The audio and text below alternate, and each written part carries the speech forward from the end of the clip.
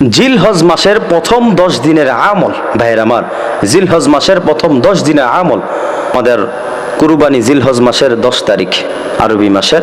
এখন জিলহজ মাসের প্রথম 10 দিনের কিছু আমল আছে। কারণ কি জানেন, এই জিলহজ মাসের প্রথম 10 দিন আল্লাহর কাছে অনেক পছন্দনীয়। কথা বুঝছেন ভাইয়ের আমার, এই 10 দিন প্রথম জিলহজ মাসের প্রথম 10 দিন আল্লাহর কাছে অনেক পছন্দনীয়। তাহলে ভাইয়ের আমার, বিষয় ছিল জিলহজ মাসের প্রথম 10 দিনের কি কি আমল। 10 দিনের আমল ভাইয়ের আমার খেয়াল করে শুনবেন। 1 নম্বর হলো এই 10 দিনে নখ চুল না কাটা। এই জিলহজ মাস হওয়ার আগেই আপনি নখ চুল কেটে ফেলবেন, যারা কুরবানি দিবেন তারা। আর যারা কুরবানি দিতে পারবেন না, তারাও এই আমলটা করতে পারেন, কোনো সমস্যা নাই ভাইয়ের আমার। জিলহজ মাস হওয়ার আগেই আপনি নখ চুল কেটে ফেলবেন। জিলহজ মাসে গিয়ে নখ চুল কাটা যাবে না। এটা হলো জিলহজ মাসের প্রথম 10 দিনের প্রথম নম্বর আমল। এবার আসেন 2 নম্বর আমল হলো জিলহজ মাসের প্রথম 9 দিন রোজা রাখা। ভাইয়ের আমার, জিলহজ মাসের প্রথম 9 দিন রোজা রাখা। 10 তারিখে তো কুরবানি ঈদ, এখন প্রথম 9 দিন রোজা রাখা, বিশেষ করে আরাফা দিন রোজা রাখা, অর্থাৎ জিলহজ মাসের 9 তারিখের রোজা রাখা। কারণ কি জানেন, এটার একটা ফজিলত আছে। আল্লাহ রাসূল সাল্লাল্লাহু আলাইহি সাল্লাম বলেন, এই হাদিসটা হযরত আয়েশা রাদিয়াল্লাহু তাআলা আনহা থেকে বর্ণিত। তিনি বলেন, রাসূল সাল্লাল্লাহু আলাইহি সাল্লাম বলেন, আরাফার দিন রোজা রাখা, আরাফার দিন রোজা রাখার সওয়াব 1000 দিন রোজা রাখার সওয়াব। সুবহানাল্লাহ, 1000 দিন রোজা রাখার সমপরিমাণ সওয়াব পাবেন যদি আরাফার দিন, অর্থাৎ জিলহজ মাসের 9 তারিখে যে রোজাটা আরাফার দিন রোজা রাখলে আপনি 1000 দিনের রোজা রাখার সমপরিমাণ সওয়াব পাবেন, শুধু একদিন রোজা রাখে।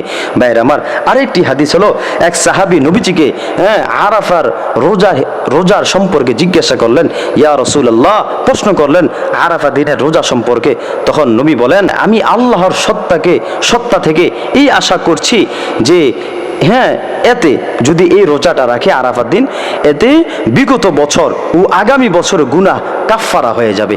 সুবহানাল্লাহ, একদিন রোজা রাখবেন, বিগত এবং আগত মানে আগামী বছর এবং বিগত বছরের আল্লাহ তাআলা গুনাহ মাফ করে দিবে।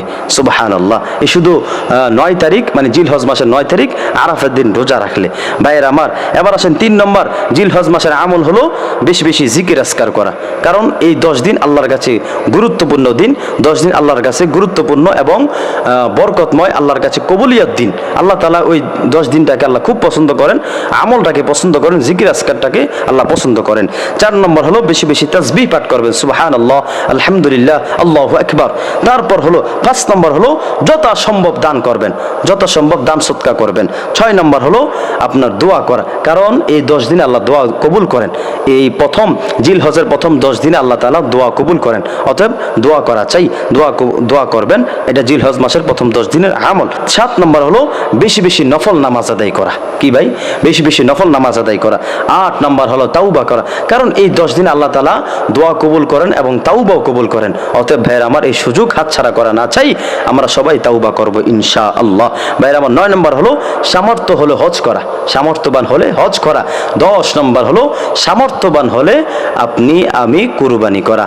এই 10 দিনের আমল হলো এইটা। আল্লাহ তাআলা আমাদের সবাইকে জিলহজ মাসের প্রথম 10 দিনে এই 10টি আমল করবার তৌফিক দান করুক, আমিন।